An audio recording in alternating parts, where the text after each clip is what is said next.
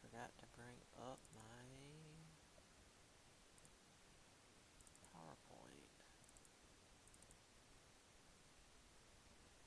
All right. Now, make sure this is working online. Where's my?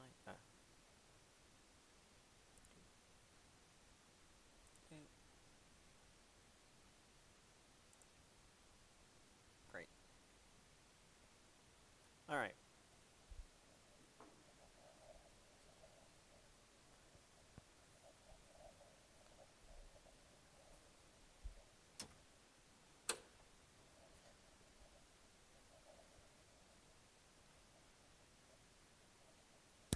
So, any questions about the class before we start? Because things start pretty crazy just right out the gate. Okay, great. So, absolutism and war in the 17th century, which, just as a reminder, is the 1600s. God, I can't believe we start with the 30 Years' War. Good lord. All right. So, a quick overview of what's going on in the 17th century. 30 Years' War. This was the worst war Europe ever had. I want to say at least until World War One, but in terms of like population destruction, potentially ever. Like sheer number of dead. Yeah, World War One and World War Two were worse, but like when we talk about percentage of population destroyed, this was the worst. 20% of the population, that's a lot. Spain. This was something we discussed in my American history class. Um, because Spain was bringing, let me rephrase that. Because Spain was stealing so much gold from native cultures in the West, they actually broke the economy in Europe and caused massive inflation, which resulted in peasants being unable to afford food. Because middle, if you put a bunch of new money in the economy has to adjust to make up for that. And one of the ways it does that is to raise prices because there's a lot of new money in the system. And the only people that are getting that money are the people that are already rich. So the people at the bottom who don't have any money are just getting screwed out of everything. There's a thing that I see on it comes around on the internet every so often, where like there's this asteroid that's just full of like platinum and all these other various like extremely valuable minerals, and people are like, well, why don't we just tow it to Earth and mine it? Because then the entire world's economy would crash. Like it's so the calculation is like it's got so much in it that if it was split among everyone on Earth, we'd all have like $13 billion or something. That might be a slight exaggeration, but like it's a lot of quote money out there in space. People are like, well, why don't we just tow it to Earth's orbit and mine it? It's like, because then it would destroy the economy, because all the prices would rise because of all the influx of money from outside the system, and you would still have people who are poor and not able to afford anything. Except it would be worse because it would not be distributed evenly. It'd be the rich assholes with the spaceships and whatnot, or at least the idiots trying to get off the ground, who'd actually be able to go and take these resources, and then they would break the economy for everyone else. So, point being, suddenly getting a massive influx of precious metal isn't going to help everybody.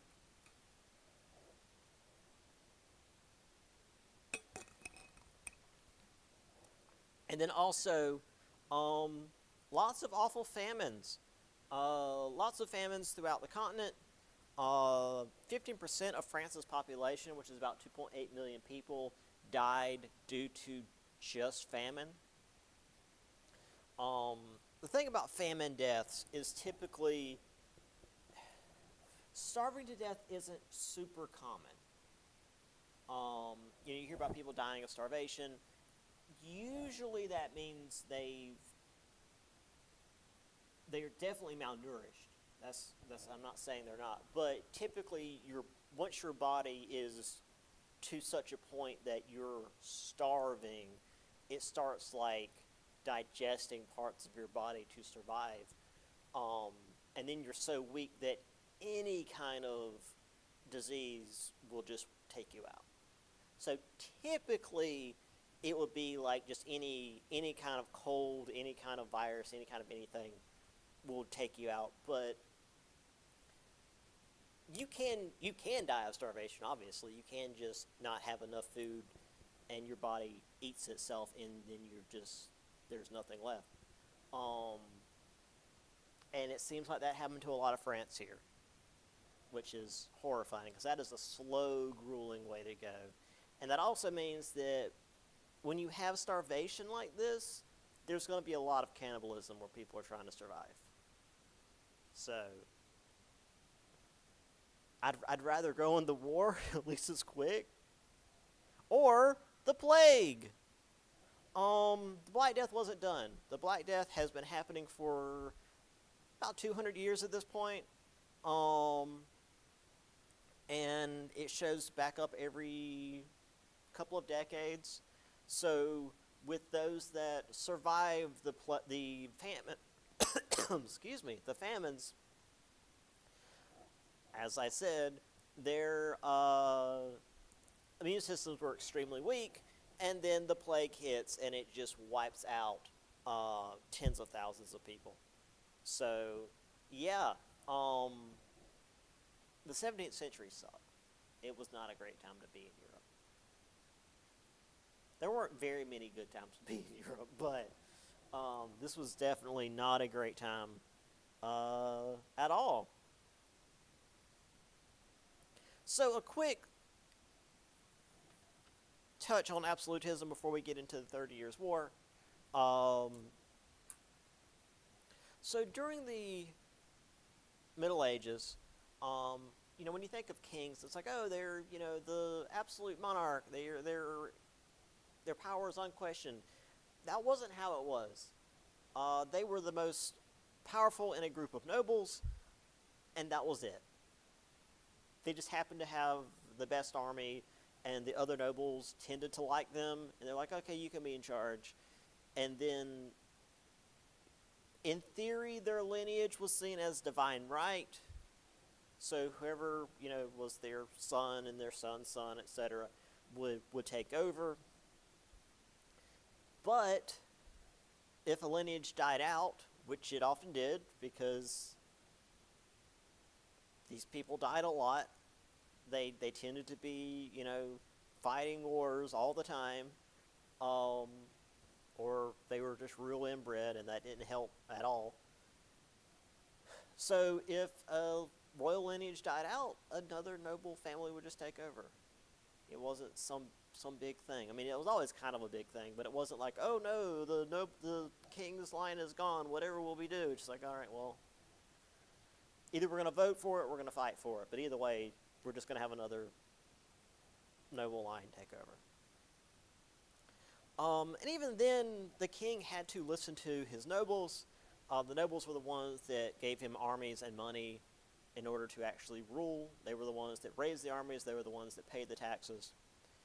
However, after the 30 Years' War, which, again, we'll get to in just a moment, the nobility had kind of gone wild and done as they pleased, and a lot of kings wanted to reduce their nobles' power. They created standing armies. They were beholden just to the king. That, again, wasn't a thing until this point. There were no, army reserves you could just call up at any point. If you were going to go to war, you had to gather everyone together and get all the weapons and get all the armor and get all the horses. And it took a while. But with this, there'd be a standing army that the king controlled. They controlled the church within their borders so that the church would not be subordinate to the Pope, which, again, if you had me last semester, that was multiple chapters of back and forth. So the kings are gradually taking more power, especially after the 30 Years' War. So let's talk about 30 Years' War. Because, good Lord,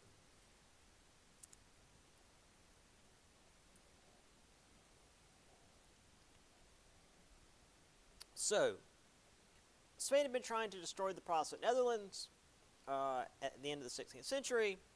The Austrian Habsburgs, which is the same family as the Spanish royal line, so they're all Habsburgs, they're all the same family, which is to say they're all horrifically inbred, had to deal with the growing Protestant majorities all around them, even within Austria.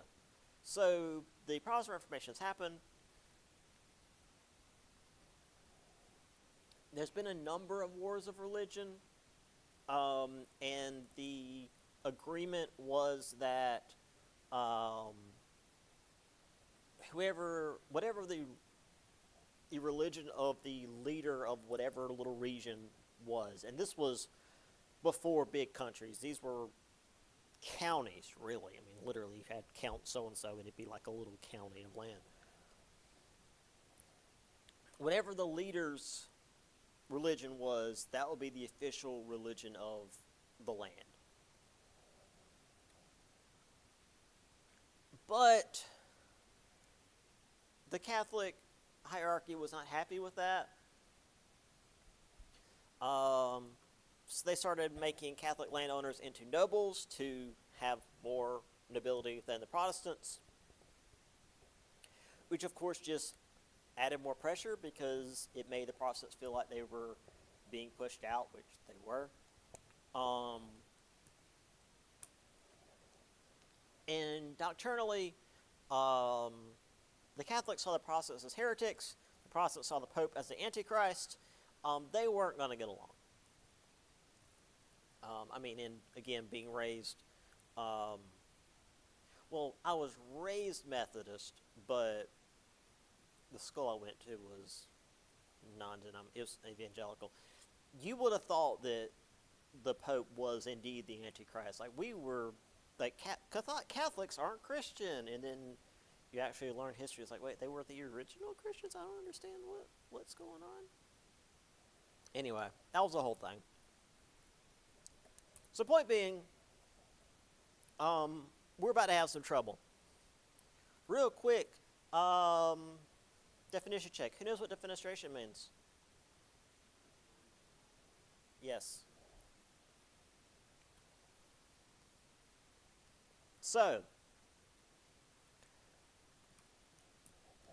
things were not going well in Bohemia. They had to swear allegiance to the new Prince Ferdinand, who was a Catholic, because again, whoever the leader was the official religion, and the Protestant nobles weren't happy about that. However, Ferdinand didn't like being in Bohemia. He preferred Vienna, which is the capital of, I guess Vienna was still the capital of Austria back then. And it was considered like one of the most beautiful and advanced cities in Europe at the time. So he left Bohemia in charge of Catholic hardliner regents who were far less subtle about taking away the rights from the Protestant landowners, or nobles, I should say. So March 23rd, 1618, a number of Protestants stormed into the royal palace, threw two of Ferdinand's regents out of the two-story window. Neither died or even especially hurt because they landed in a rather large dung heap below the window. However, this act of violence would spark the 30 Years' War. and we have a lovely image of these guys getting yeeted out the window.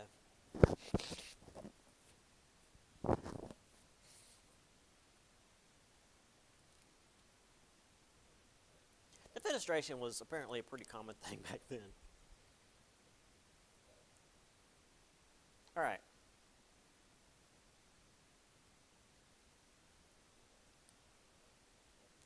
So in Bohemia, the Protestants knew that they were outnumbered and outgunned, so they quickly moved, rallied under Frederick V, conscripted in an army, got the support of Austrian and Hungarian Protestants, and besieged Vienna. However, besieging one of the largest cities in Europe is difficult, especially when you lack enough food to maintain the siege and your siege camp gets beset by disease. Because while one of the advantages of a siege is that you are blocking off a city from getting food, and indeed you're making it so that the city is more likely to have disease outbreaks, your siege camp isn't that much better off. You can't send out like a supply train to get stuff. So the siege broke down. Ferdinand II, who was the Holy Roman Emperor, bribed nobles, got support from Poles, Bavarians, and Spanish. They then rolled in and wiped out the Protestants at the Battle of White Mountain in November, routed them to Prague, and when they caught up with the stragglers, they cut them down, which was not something you were supposed to do. That's known as a war crime. 12 heads, 2 hands, and a tongue were put on display at Prague's main gates for over a decade. I don't imagine the tongue lasted that long with crows around. Or I guess it'd be ravens in Europe. Anyway, this was called the Blood Court by the Protestants, and it served as propaganda about Catholic brutalities. And I mean, it wasn't wrong. That's what the Catholics did. They cut down fleeing soldiers and put their heads up on display at the main gate of Prague.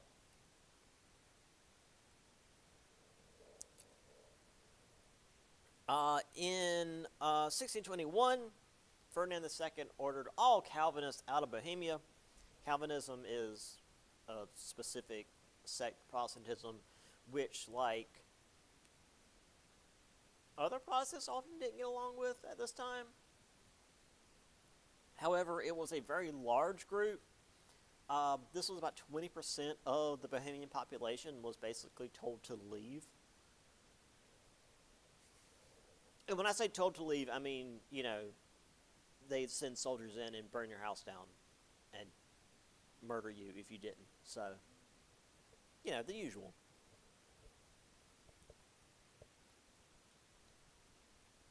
Meanwhile, in Denmark,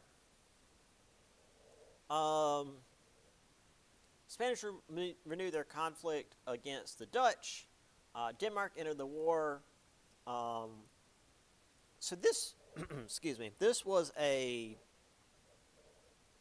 major shift in the war because so far it has been in the Holy Roman Empire, which is basically Central Europe. The Holy Roman Empire is like Austria and Germany, and all those little countries kind of in the middle, east of France. But now we have Denmark, which is beyond the reach of the Holy Roman Empire. And the concern with this was Protestantism was going to be wiped out, and if that happened, what was going to keep the Catholic, a potentially solidly Catholic Europe from rolling over Scandinavia, which had become like 90% Lutheran? Also, England, under Charles I, bankrolled the Protestant cause, sent in some troops. That's a common thing with England, where it's like, oh, we don't want to get involved we're not going to send in a bunch of guys, but we're going to give you money so you can keep fighting. And we'll send in like an expeditionary force of like 200 dudes. Like, yeah, thanks. That's so much help.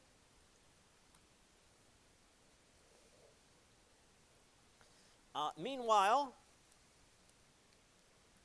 the Catholic Bohemian general Albert von Wallenstein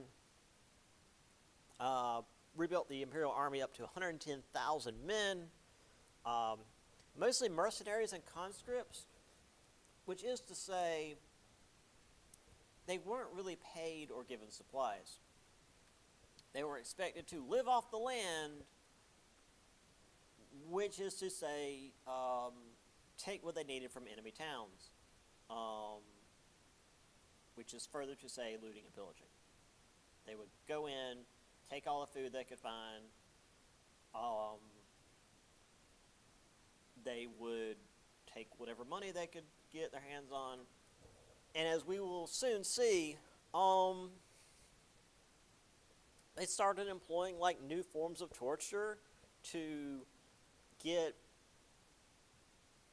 where the villagers had hid their money before, because the old ways of torture kill people too fast. So let's have it more slow and agonizing so that the people have more time to tell us where their stuff is. Yeah. And then in May of 1631, the Protestant stronghold of Magdeburg fell. The city was burned to the ground.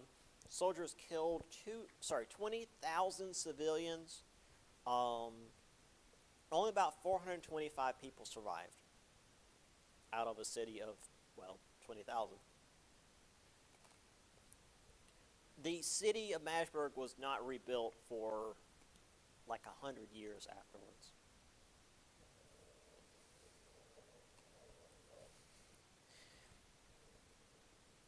This resulted in the Swedish king Gustavus Adolphus, who was bankrolled by the Catholic French king, we'll get to that in just a second, joined the war on the side of the Protestants and turned the tide of conflict when things got real bad. We'll talk more about Gustavus Adolphus on the next slide, because he deserves his own slide. But why would the French king, being a Catholic, work with the Protestants?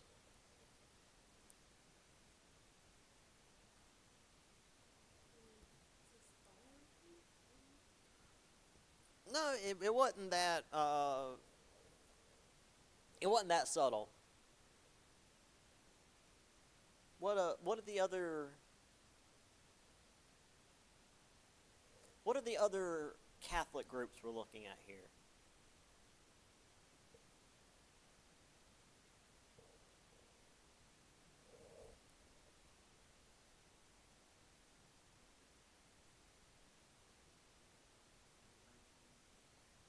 Well, the French king, he's helping the Catholics.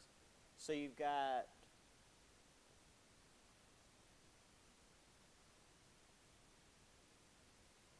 the Spanish, which, if you're familiar with a European map, are on the west side of the French.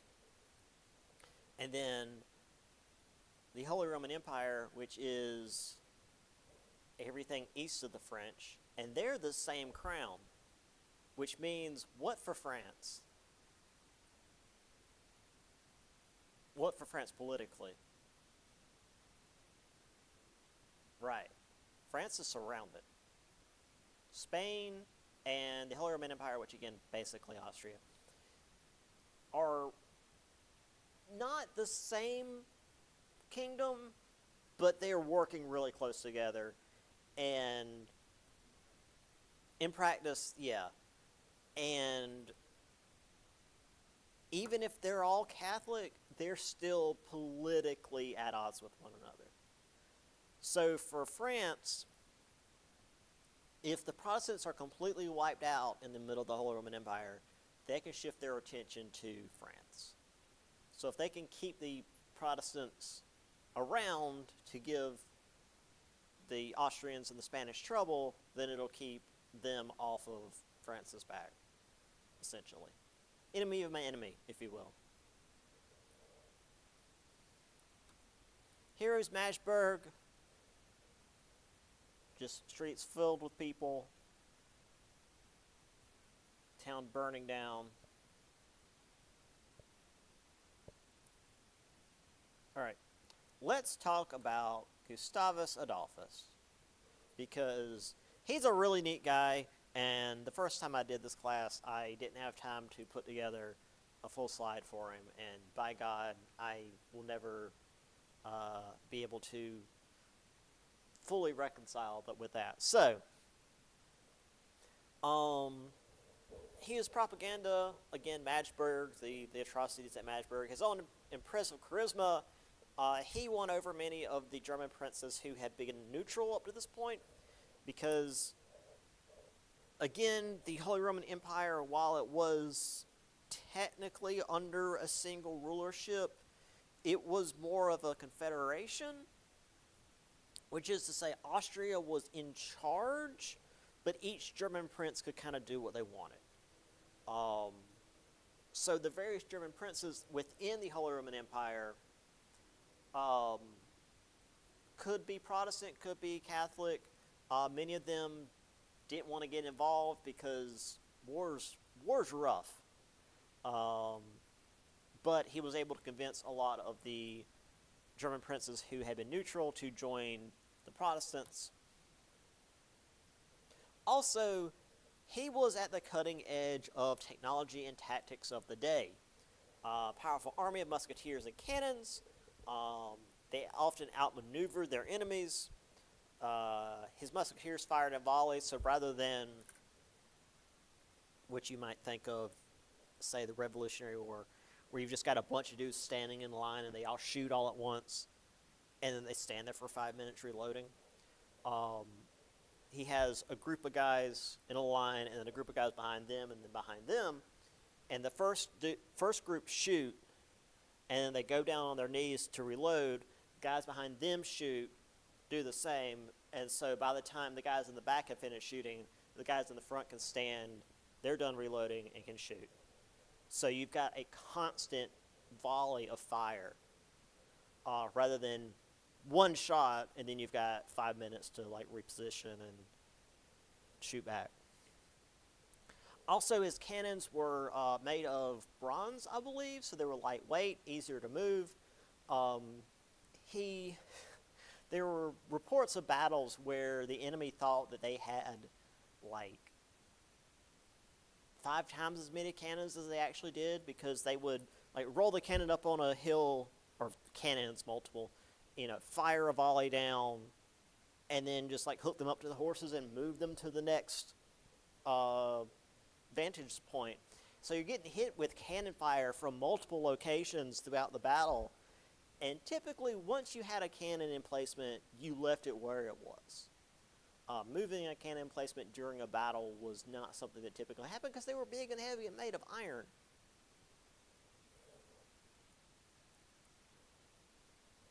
Uh, 1631, Battle of Brittenfield. Swedish army defeated the Imperial army of 37,000 men. They killed about 7,000. The commander was wounded, and the army was reduced to 13,000 after they fled in disarray. Because this is the middle of Europe. Your home could be in walking distance, and if your army just suffered a major defeat, maybe just go freaking home. You don't feel like dealing with this anymore. So like, they didn't kill 37,000 men. They killed 7,000. There were 30,000 left, but more than half of them just didn't come back. They're like, you know what, screw it, I'm going home. I'm disappearing into the woods and finding my way home.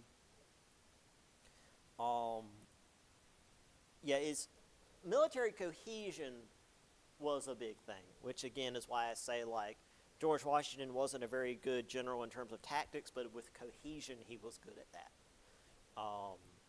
This commander, since he was injured, nobody was there to keep cohesion, and they just got out of Dodge. However, he set up a series of bases, pulled together the various German forces, However, he was killed at the Battle of Lutzen in 1632. Um, this was actually an instance of the fog of war um, being quite literal, where everybody's shooting muskets and cannons, and also, I mean, they were in like a valley, I believe, so it was very humid, so the air was just full of smoke. He accidentally rode into the enemy's line of fire, and they shot him down. Now, while the Protestants technically won that battle, their momentum was broken because the sky was gone, and there was no second in command anywhere near his caliber. So this is the picture in the book of Gustavus Adolphus, the Lion of the North. He had, I mean, just from this image, he had swagger. He was something else. And, well, while looking for images of Gustavus Adolphus, I came across this. A Gustavus Adolphus College in Minnesota, I believe. There's a large Scandinavian population in the Midwest. And apparently, they brought with them their historic heroes, including Gustavus Adolphus, and named a college after him, which is pretty cool. Apparently, while I was talking about this, this was years ago now, one of my students was like checking their phone, and it's like, oh, apparently there's a Gustavus Adolphus Day, where it's a holiday in Sweden where they honor Gustavus Adolphus, and like, one of the things that they do is they make these little shortbread cookies with like his face on them. I'm like, all right, cool. That's awesome. Go Gustavus Adolphus. So yeah. Also, there's if you're familiar with the band Sabaton, there's a song about Gustavus Adolphus. It's they're a metal band, but most of their songs are like historic events or people, and one of them is the Lion of the North, and it's real good. All right. So despite his victories in 1631, by 1635, the Catholics were again on top. They had more manpower. They had more military acumen. They just had a greater advantage, just in general. However, the charismatic leader, General Wallenstein, was dead after being accused of treason and got himself murdered. So the Catholics, like, big leader was also gone. But again, sheer numbers, they're still winning out. So, not wanting to be hemmed in by the Spanish and Austrians, who, as I said, were both Habsburgs, France under Louis XIII finally fully joined in the conflict. So now France, rather than just like giving people money to fight against the Spanish and Austrians, decided to join in. And this was really bad for everybody, because now pretty much all of Europe is at war. We've got atrocities everywhere. Not that there weren't atrocities before. It's just that now we have so many more armies roaming the countryside, armies of mercenaries pillaging and looting villages and towns, as I mentioned, invented new forms of torture just to get every victim's last bit of wealth, because, again, as I said, the old methods of torture kill people too quickly, so we gotta, slow things down. Like they would hold people down and pour like burning hot sand down their throat. A real popular one was just basically taking a stockade, that they put your head and your arms in the middle of town, but just for your feet, and then putting your feet in front of a fire and slowly burning the soles of your feet, because the soles of your feet are really sensitive. If you ever walked on like scorching hot asphalt, you know what I'm talking about. Yeah. Oftentimes, what they well, I'll get to that. I got a picture. Getting ahead of myself. Um, and also, um, things were so bad that it led to multiple spin-off civil wars because the people in the countries that were engaging in these wars were so just distraught about the horrors that these wars were causing that they were trying to overthrow their governments. So France and Spain had their civil wars with British Isles. That was mostly uh, Ireland rising again. We finally had the Peace of Westphalia in 1648 that ended the 30 Years' War. But Europe would be on fire for quite some time after that due to all these various spin-off wars. And we'll talk about some of the more important ones, but just to reiterate, things didn't end with the war. The book has an image similar to this. It's not the same one, but it's real close.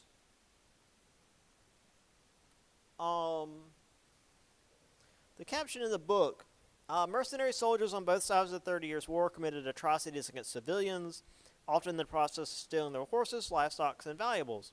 Hanging a few villagers of all ages from a centrally positioned trees was a popular means to scare others into handing over their property.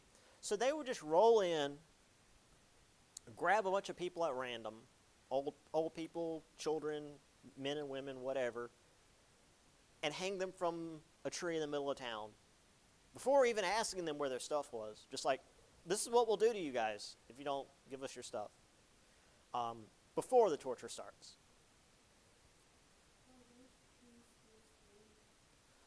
I don't, maybe. I mean, considering how old a lot of European towns are, and this was in the 1600s, possibly.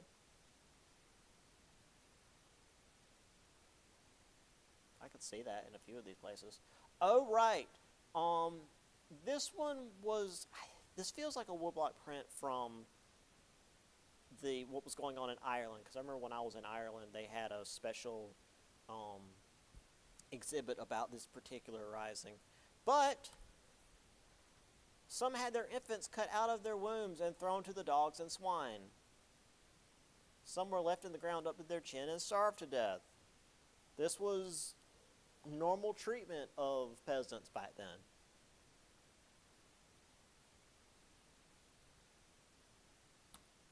And that's why the Irish had an uprising every, 30 years. So,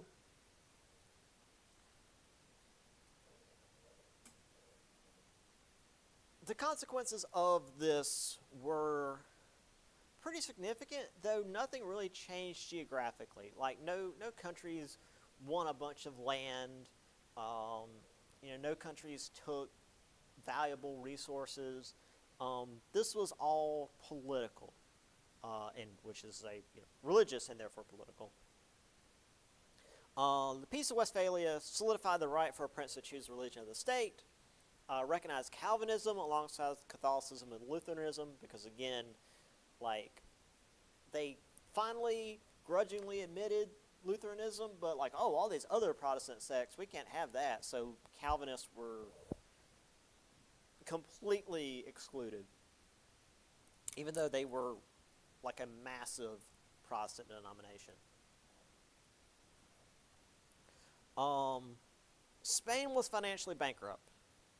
Now this was after the Spanish Armada, and I always like to say that Spain was basically nothing after the Spanish Armada.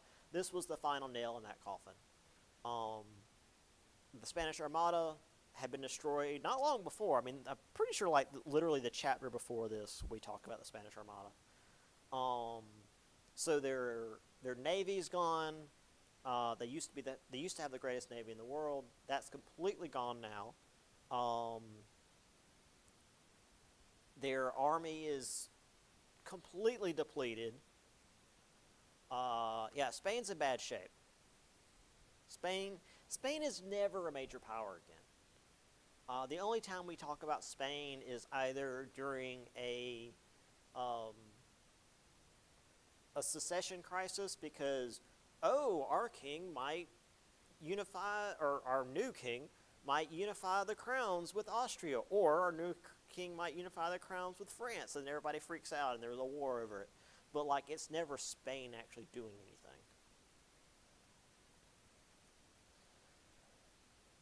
So, the 30 Years' War did prove that religious conformity by force was not possible, um, and also religions other than those favored by the prince, which again is just to say, whoever the local leader is, um, were allowed, although oftentimes restricted. So again, if your local prince is a Catholic and you're a Protestant, you're allowed to be a Protestant, but you're probably not going to get the same sort of tax benefits if you were Catholic, that sort of thing. That said, in a lot of places, nobody listened. For example, in France, Louis XIV outlawed Protestantism in 1685. Witch hunts and abuses of Muslims and Jews remained a commonplace all over Europe because, again, this was a Christian versus Christian war, and Muslims and Jews didn't count. So, yeah. And apparently in France, neither did Protestants. So, is this the map that? Okay, yeah. This is the more comprehensible map of what was going on. Again, this is like Holy Roman Empire in here, and just the various groups that were fighting each other. There's White Mountain, there's Prague, there's Bohemia. So this is where everything was starting. In Denmark, of course, up there, Sweden, France over here. As I said, France is there, Spain's over this way, and then Holy Roman Empire is right there on the border. So they would prefer not to be hemmed in. Now, the far less comprehensible map, and in fact, it's even in Russian to make it less comprehensible, but it works because that was the 30 Years' War. It was just a bunch of armies going around. Occasionally they'd find each other and fight, but they just would destroy the countryside and murder people, and again, occasionally run into each other and have a battle. It doesn't matter who was where. Not really. It was just armies marching through civilian territory.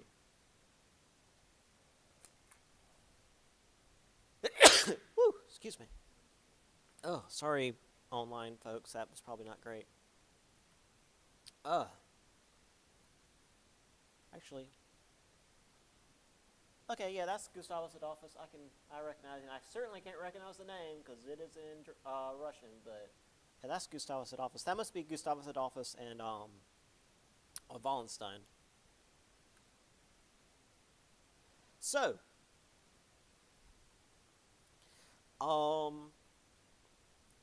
the Baroque culture, which had been going on in previous semester,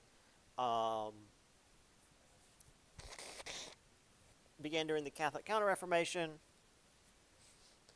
It especially grew during this period. The idea of divine suffering, in particular the martyr saints, was the forefront of art and architecture. I mean, again, not to stereotype, but like that's a pretty common thing among the Catholics. It's like this idea of suffering is a good thing because it's for your religion. I forget who the... Oh, does it not show it? Oh, it must be in the actual regular Baroque. There's a particular saint, or saintess, I guess, who, like, claims she saw visions of the divine while, like, writhing in agony. And if you like take what she said she saw and her symptoms and like place them against modern medicine, she had horrific migraines and was seeing things because of them. Like, because people get light auras sometimes with the migraines. That's likely what she was seeing. It's like, oh yeah, no, I feel that. I feel like something beyond the physical world is getting in my head while I'm having migraines. I don't know if I'd say it was divine, but you know, you do you, lady. Um, and then also with absolutism rising in Europe, culture shifted. Typically, it had been in the church. That's where all the art was, because again, you know, High Baroque is all Catholic art. Um, it moved from Rome to the north into the Habsburg empires. Um, and after the power shift, France also entered the stage. And who boy, France is going to be like the main thing when it comes to spending ridiculous amounts of money on art. So yeah, this shift from just church art to, I mean, it's still like rich kings and stuff, but it's becoming a little bit more widespread. Speaking of the art of the day, though,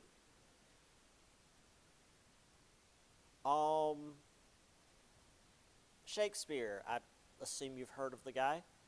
Um, Now, if you've ever had this guy in literature, you may be wondering why he was a big deal, because it's kind of dry. Um, the main reason that Shakespeare's seen as such a big deal is that um, he changed the subject of his plays were radically different from what they had been for. Let's see, this is the 1600s, so like literally 1,000+ years. Up to this point, plays were either about biblical or classical topics. It was either Bible stories or like old classical plays from the days of the Greeks and Romans. There were no new, there were no new stories. So yeah, if you think modern day Hollywood is too much sequels and remakes, yeah, old theater was awful.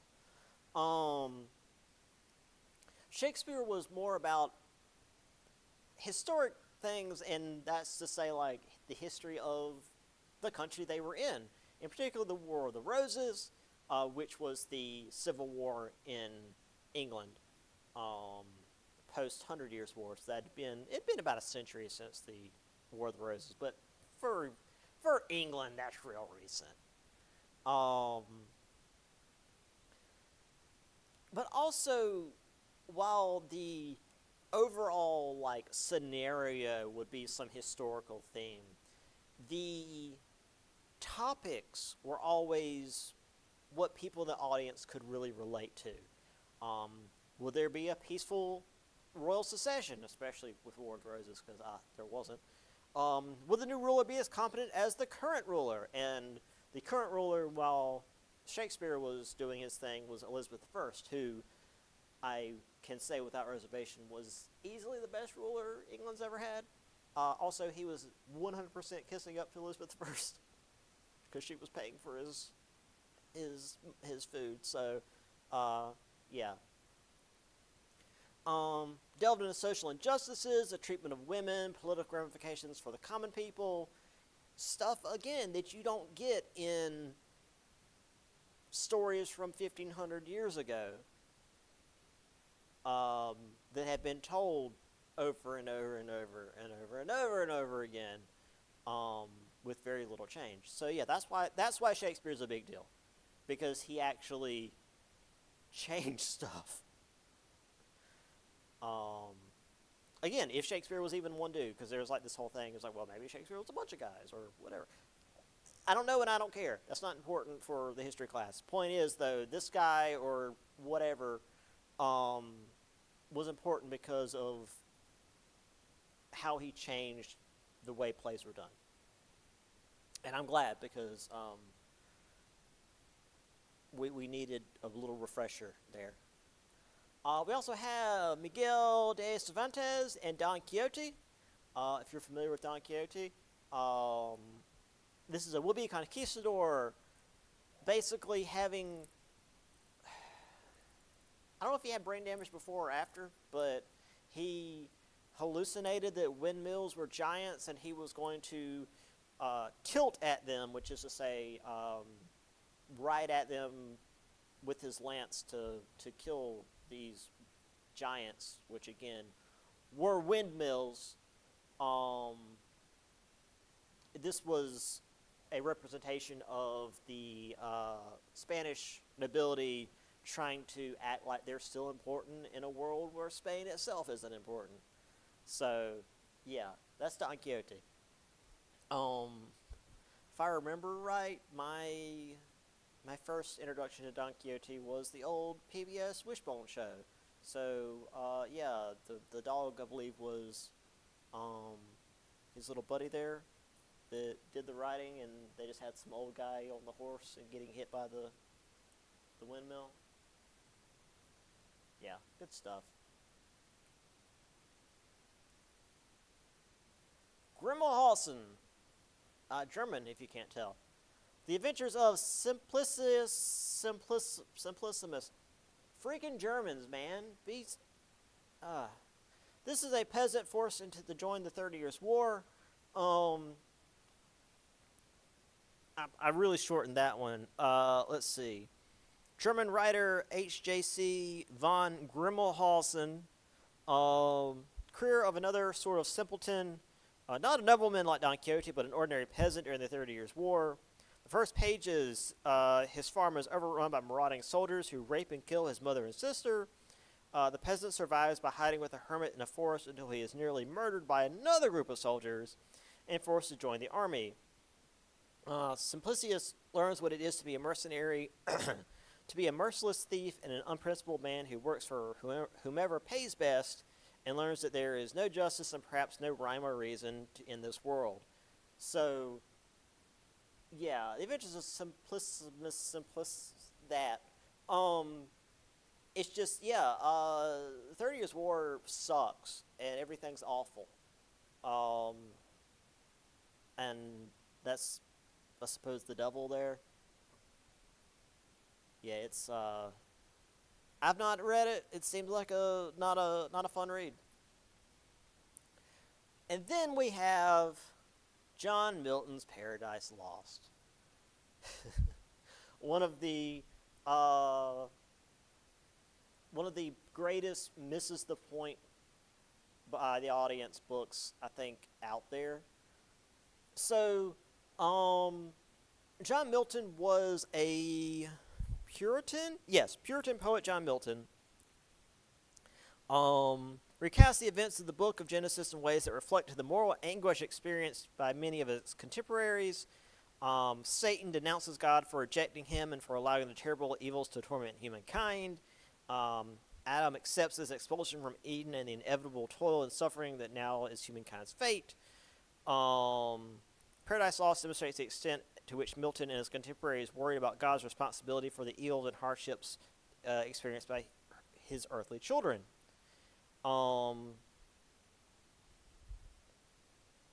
So, here's the thing. In Paradise Lost, God's a dick. I don't have any better way to say that. God's the bad guy. But for a Puritan, that's a good thing.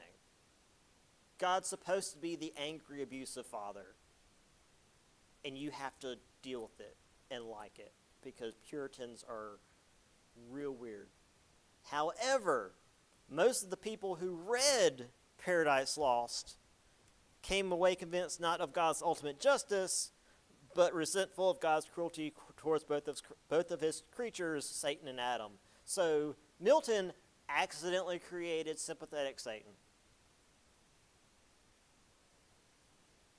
Good work, John Milton. Or sexy Satan, as my students have often said. Yeah, yeah, I remember. Yeah, they're seen as victims, not by John Milton, because again, as a Puritan, God's supposed to be harsh and mean and unfair because that's just how things are. But for most people reading it, it's like, man, God's kind of unfair about all this. So yeah, it's an interesting dichotomy there. All right, let's get into some art while we have the time. So art and architecture emphasize massive scale, eye-catching colors. Um, Obviously, most pieces are religious nature. Again, um, but things began moving towards the monarchs commissioning pieces. Most of them were portraits because obviously, if you're a monarch, you want people to remember what you look like, so you're going to have a portrait painted of you because you're a self-centered jerk. Um, but some artists use commoners as subjects, just like regular people, regular things, doing regular stuff, to show that the common man was still deeply moving and worth contemplation.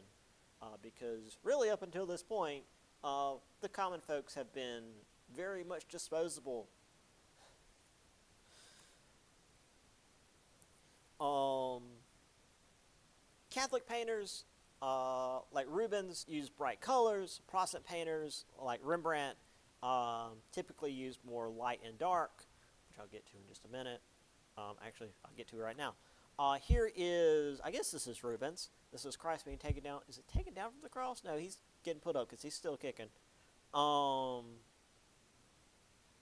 so they put him up on the cross. Lots of different colors. I mean, you've got, bright red there, blue here, the sky, but as you can see, the eclipse is about to happen. Lots going on. This is one of those like trifold things. If you've ever seen them in a museum, they're almost like a three-sided poster. You've got hinges here, so it's just it can sit up on its own.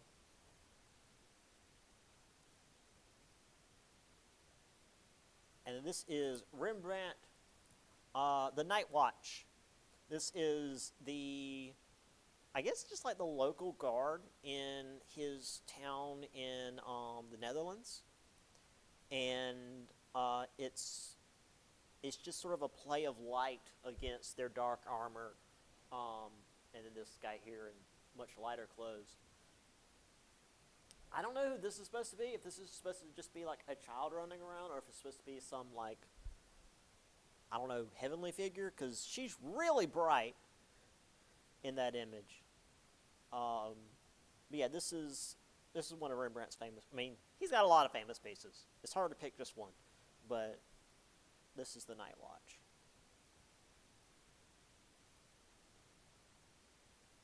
Also, Jan Vermeer, Dutch painter, used ordinary people in scenes, such as the girl reading a letter by an open window, which does what it says on the tin. But since this is an era for photography, this is when you have some insanely realistic paintings. I mean, you can see her reflection in the glass, but because glass back then was, how do I put it? It's not like glass today, where it's made in a factory and it's there, it's solid. Glass, old glass. If you've ever been in a really old building, the glass at the bottom of each of these panes is going to be a little bit thicker than at the top, because glass, again, back then before it's treated like it is today, is actually still liquid. It's just flowing really slowly. So gradually over time it's pooling at the bottom and getting thinner at the top. It just takes years and years and years and years before that's even noticeable. But the reason I say that is these aren't like perfect panes perfect flat panes of glass. I mean, they're made by hand in a glassblower shop. So the reflection isn't going to be a perfect reflection. And then, of course, you've got like fruit on the thing here, the wind coming in and blowing the curtains. Just a lot of really amazing detail for who at the time was just some random woman. I don't know her name. I don't know if her name was ever recorded. She's not some noble. She's just a regular lady. We also have Jan Steen's The Dissolute Household, which is discussing broken families. You've got, grandma's passed out at the table, while little Timmy here is like taking her money, I guess. You've got a guy over here playing. No, he's smoking a pipe. Guy back here is playing violin, which is of course the most sinful instrument. I don't know why they have a spider monkey. I don't know what that's about. I wouldn't let a spider monkey in my house. The dog's down here eating the turkey. There's cards over here implying, gambling and whatnot. It's just a house of sin, and everything's falling apart. I'm sure there's lots more symbolism that I just can't pick up at the moment. We'll talk more about, I think this is the class we talk about. I don't remember the guy's name, but there's this art piece where the guy puts himself in the painting because there's a reflective piece on the other end of the wall, and he paints himself really, really tiny, and it's really great. Hopefully we'll get to that later. All right. We've had music in human society since we could beat sticks on things. That's always been a thing. Baroque period was a major point of musical growth. Again, most compositions were tied with the church, though again, a lot of royal patrons had composers come in and play chamber music, which feels boring. Like, oh, come in here and play like this nice calming background music in my throne room while I do boring political stuff. Yeah, that's great. I mean, sure you get paid well, but whatever. Meanwhile, we had Johann Bach. He was active during this time period, famous for his organ music. And when it came to musical innovation, it was Italy. Claudio Monteverdi, 1607, composed the first opera Orpheus, and Antonio Vivaldi developed harmony and counterpoint, which brought forward polyphonic music, which is to say, if you've ever heard like old Gregorian chant music, that's kind of all it was before. The more modern music of like you've got an instrument playing this tune and you've got another instrument playing something else and they work together to make like a single harmony, but they're not playing just the same thing, that's polyphonic music. This dude literally invented what will become modern music. So that's important. All right, let's get a little further.